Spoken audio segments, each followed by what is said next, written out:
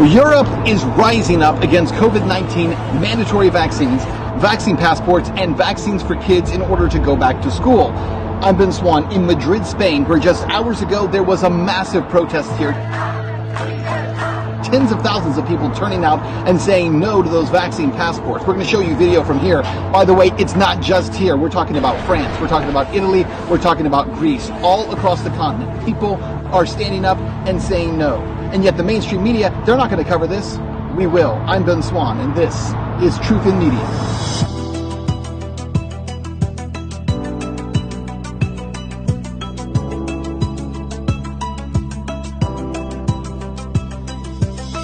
Hey guys, welcome to the show. I actually came here to Europe to see what's going on across the continent in terms of people standing up against vaccinations, forced vaccinations, and COVID passports. What a time to come here, because what I found after getting here is not only is that happening, it's happening to an immense degree. Take a look at this. This was the scene here in Spain just hours ago as tens of thousands of people turned out to protest mandatory COVID vaccinations, COVID passports, and those who marched were marching against forcing kids to be vaccinated before they go to school. But it wasn't just here in Madrid where these protests were happening. Hundreds of thousands of protesters turned out in cities across Europe, including London, in Dublin, in Paris, in Rome, in Athens.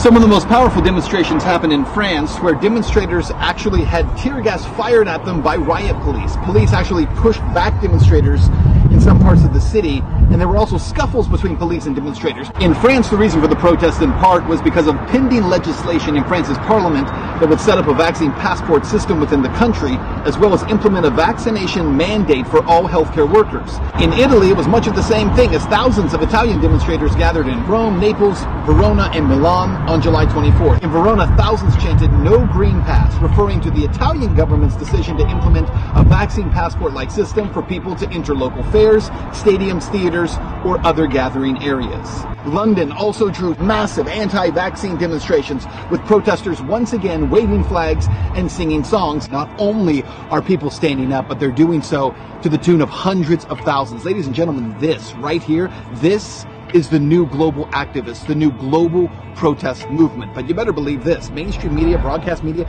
they're not going to cover it. They're not going to tell you that this is happening. They're terrified of what's happening right now. Hundreds of thousands of people collectively coming together. And here in Spain, one of the things that was being said is that if all the people come together, no government, they cannot stand against us if the people are united. That's what they were chanting here in Madrid just hours ago. And it is the idea of that needs to continue to spread across the world. It's absolutely correct. The last thing I tell you is that the languages in all these places may change, but the words do not. Libertad here in Spain, or liberté in France, or liberty in English. It doesn't matter how you say it. The reality is that is the mantra of this movement, the new global activist movement for freedom. I'll see you next time.